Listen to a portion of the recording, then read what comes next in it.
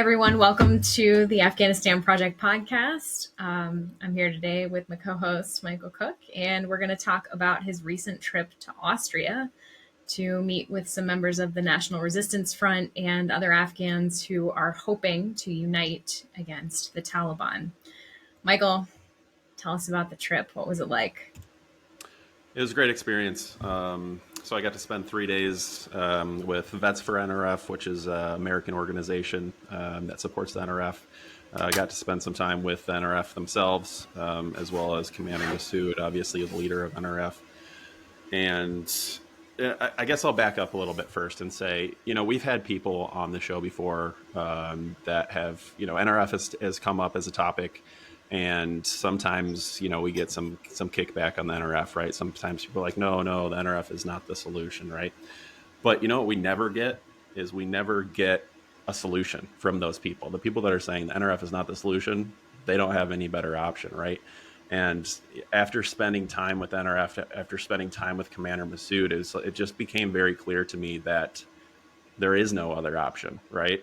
Like, what is the other option? I challenge anybody that, says the NRF is not the best option to tell me, please, what's better for the Afghan people? What's actually going to get women their rights back? What's going to bring democracy back to the country? What's going to allow people to vote for their leadership? There's no one else fighting in Afghanistan, right? It's either the NRF or it's the Taliban. And I just don't see a different path forward other than the NRF right now. Commander Massoud is fighting for women's rights. He's fighting for democracy. He wants to give the power back to the people. He says this is a movement of the people. So to me, from this seat, it just feels like you're either with an NRF or you're with the Taliban. I think that, the fact that the United Nations and other international organizations appear to have left behind Afghanistan really adds fuel to the fire that you were clearly on over there for the NRF, which is great. You came back so energized from that, and I could tell that I missed something amazing. And just a few things for people who might not have been reading in the news about the UN's very hot and cold actions regarding Afghanistan.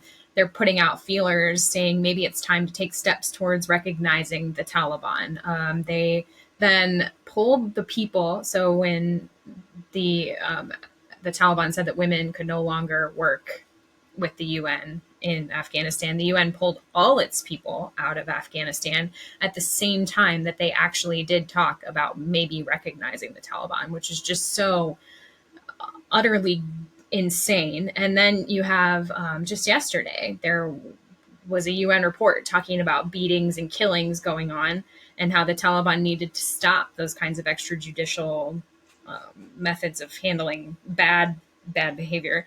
And the Taliban came back and said, well, that's our Islamic justice and the people here like it. And it's, you're dealing with, when I posted that story on Instagram, I can't tell you the number of people who came back and said, why are we trying to negotiate with the Taliban? And I still can't tell you the answer to that question. So I understand where this is coming from. And I wanted to read, at the time of this, when you went, Massoud read out a declaration, and he's not telling people to join the NRF. Like, if you still have a problem with the NRF, you don't have to be part of the NRF to unite against the Taliban. Is that correct? How did they describe that when you were there? Yeah, so on the third day, there was actually a rally for a bunch of the local Afghans. And the entire time was just volunteers stepping forward saying, hey, I want to come back with you tomorrow. I want to fight for the NRF. And every single time someone said that, Commander Massoud stood up. He said, look, we don't need any more people. We have all the people. We have the soldiers. We can take Kabul tomorrow if we want to. We just can't hold on to it for more than a few hours, right? So they have the people. He's not asking for any more troops. He's not asking the U.S. for boots on the ground. All he's asking is for support and for financial support, because they need drones, they need sniper rifles, they need ammo, they need everything that we can offer them to fight the Taliban. But no, they don't need any more people. Commander Massoud said this is a movement of the people. So it doesn't matter whether you're Tajik or Hazara or whatever you are, you're welcome to support the NRF if you're opposed to the Taliban. I'd love to read too, like his actual words that he delivered that day. The declarations of the Second Vienna Conference, Vienna, Austria, April 24th to 26th, 2023. After more than 20 months of Taliban rule, Afghanistan has become a wretched place for its inhabitants. In view of the despicable conditions in our country, we, the participants of the Second Vienna Conference, cognizant of our historical and patriotic responsibilities, consider the plight of our people as urgently demanding are taking serious and practical steps. These steps are towards the more effective coordination of all the national, political, social, and intellectual forces, civil society activists, and independent personalities who are dedicated to supporting the resistance, both inside and outside the country. These steps are important, especially if we are able to reverse the current conditions and to bring peace and stability to Afghanistan.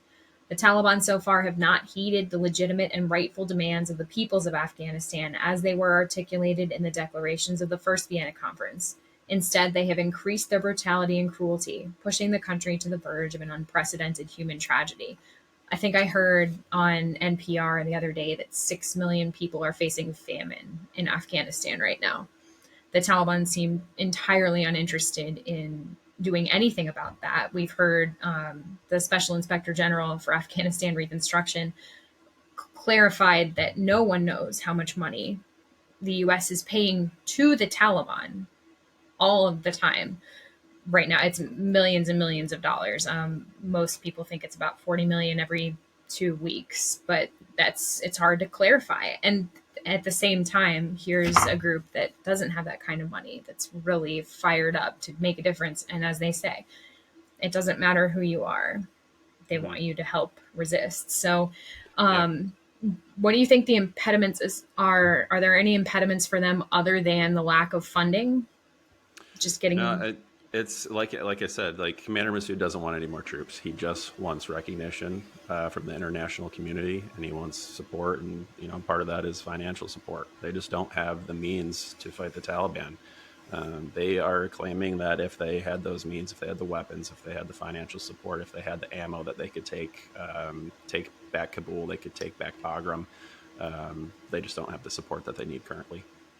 And what can you asked Massoud this personally? What can Americans do? What can veterans who are angry about the current state of affairs in Afghanistan do to make a difference? Yeah, you're right. I asked him that specific question, and he said, just use your voice, use your social media, use whatever platform you have to reach out to your local, your congressmen, your senators, whoever is in a position of power that represents your area. Let them know that, if you do support the NRF, let them know that you support the NRF and you want them to, start communicating and open some lines of communication for instead of. Just to back up one more time, I mean, the people that are talking about dealing with the Taliban and legitimizing that government, they don't know what the fuck they're talking about, right? Like, that is very clear. They just don't understand the situation. So for those people to be saying that, let's start talking with the Taliban instead of even starting a conversation with the NRF is just so mind-boggling to me. Yeah, I think we should have learned our lesson over and over. And that's the other mind-boggling thing about this, recognition. It's like, you've been trying to negotiate with these people since the beginning, and they told you, yes, we'll let girls go to school. And then not only did they not let girls go to school, but they took away education over time for those girls. Those girls can't leave the streets. Those girls are getting raped in the streets by Taliban members. We've had Leslie Merriman come on and tell their heartbreaking stories. And if you follow her social media, you'll see them way too often. And those are only the ones who come to her. Yep. So, and another thing that Commander Massoud mentioned is that the NRF is open and has tried to have talks with the Taliban. They don't want to be at war. They just want peace. They want what's best for the Afghan people. So Commander Massoud told me, if the Taliban was willing to give rights back to women, if the Taliban is willing to hold open elections so the people can choose their leadership, then they have no problem living and working with the Taliban. It's just that right, the Taliban a representative. Exactly. They just don't want to be forced to do whatever the Taliban thinks is the correct thing to do. Yeah, I think that's the big thing. It's something anybody who works in this space is seeing, that there are definitely some people who agree that the Taliban are the best way forward. but every person in Afghanistan who talks to me generally thinks that that's the wrong way.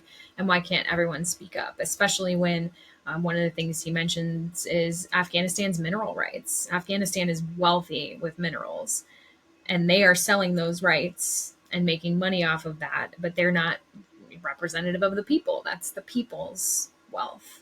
Yep. So there's a lot in here, and I think that at some point, yeah, we need to figure out what is the best way forward, because it's not through international organizations at this point. They continue to do the same things, and there is no progress being made Yeah. that I can see. It's only getting worse and worse. Absolutely. The economy is only getting worse and worse. It's just so clear that the Taliban is not the path forward. And I'm open. I'm not sitting here saying it's only the NRF. I'm saying if you have a better solution, we haven't heard it yet, right? And we want as to hear far as it. So right, and as far as I tell can see right us. now, there's only one organization that's fighting the Taliban currently, and it's the NRF. So there is a solution in Afghanistan, and from what I can see, that solution is the NRF. What did the NRF fighters that you talked to have to say? Uh, they were just so thankful that Commander Massoud was there. I mean, this guy, these would not be his words, but it seems like he was like almost like a god to these people. I mean, every time someone would stand up, like I said, they would volunteer to fight, but also they would read him a poem that they wrote about him every single time. So eventually, Commander Massoud was like, "Man, I should have put poetry on the agenda for today." Like these people really idolize him and respect him. And I can see why, when I had my one-on-one meeting with him, like just completely professional guy, very genuine. I could tell that he really cared about the Afghan people. So I'm not surprised that they follow him. Yeah. And I think just there are so many different factions within Afghanistan, so many people, and 20 years of war has left a lot of scars on the populace. Allegations of various activities that have painted people in a bad light and left people angry with one another. Plus, it's such a fractious society. There are so many ethnic groups. It's going to be hard to find one way forward.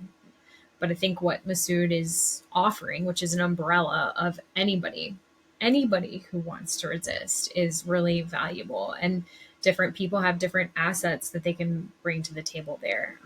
Yep. But Yeah. there I are mean, it's just gonna. so many longstanding hatreds that I feel like that could be an impediment. Yeah. I mean, we have to keep in mind this is Afghanistan, right? That place has never been under, never been unified under one cause for a long time, if ever. I don't know. But again, Commander Massoud said this is a movement of the people, and he just wants to hold elections and let the people decide. So it's hard to argue with that. Right. Yeah, I think that that's a good thing. Although we did try the elections route, and yeah, that's it for another day. Well, is there anything else you want to say about the trip and the things you took away and the people you met? No, I mean, I guess thanks to the Vets for NRF organization for organizing that trip for me, and letting me tag along and meet Commander Massoud. Some good people in that organization, and looking forward to following them more. I was very glad that you got to go. I also was invited, but I didn't get to go because I had another engagement, and I was so sad. Every picture that you would send of the different amazing people you got to meet, I was just sitting in DC feeling very jealous. So I'm glad that you Yeah, did well, you're that. doing good. You were And doing good things too. So you were that there in spirit. is, I would have liked to be in two places at once. Well, Yeah. we want to close. We always close with a story from an Afghan, and this week's story is a little different. So I had profiled a group led by an Italian gentleman who is organizing education for girls who are not allowed to go to school in Afghanistan. And so they have been doing success stories with various Westerners to come in and talk about whatever their profession is, how they made it through obstacles. And so I got the opportunity to talk to these girls at 1:30 in the morning on Saturday, which was 10 o'clock their time. And they were learning in houses because they have to obviously be discreet about where they go to get that secret education. But I felt like it was the more rewarding thing was not me telling them about how I became a journalist, but me listening to them talk about their dreams. And I talked to a lot of people who are very sad and very hopeless. And these girls were the opposite. They were just on fire for their futures. And I think because they are able to receive an education right now, and they see all these people around them who are doing the things they want to do, they still have so much hope. And so I listened to one girl talk about wanting to be a soldier, one girl wanting to be a pilot, a military pilot, another wanted to be a doctor, one wanted to be a journalist. And it wasn't, I'd like to do this when the Taliban eventually goes away. Maybe it was, I will do this. And it was such a cool reminder of the indomitability of Afghan women's spirits, which you see every time that Afghan women take to the streets, despite what they're living under right now. And so one of the girls sent something after the fact, and it's short and sweet, and I'd like to read it. It says, "Cheer up, keep up. Force is the answer to force. If you float on water, you are only a straw, and if you fly in the air, you are no more than a fly. Make hearts happy, and you will be someone worthwhile." Anyway, it was a sweet time. I want to shout out to all those girls if they happen to be listening, and just tell them that they are absolutely going to do those things. The Taliban is not going to stick around forever, because I don't think that any group like that will be able to last as long as they would like to. Yep, well said. Well, thanks everybody. We still need lots of stories. Any Afghan who wants to share a story, we want to hear it. Even if it's your feelings about the NRF, about what it takes to make Afghanistan come together again. We want to hear anything and everything that the people of Afghanistan have to say about what the best way forward for their country is and what they've been living through under the Taliban. So you can always send us those observations to our show email address, which is the Afghanistan Project Podcast at gmail.com. As always, thank you guys for joining. We hope that you'll come back next week. Tasha Kaur, see you soon.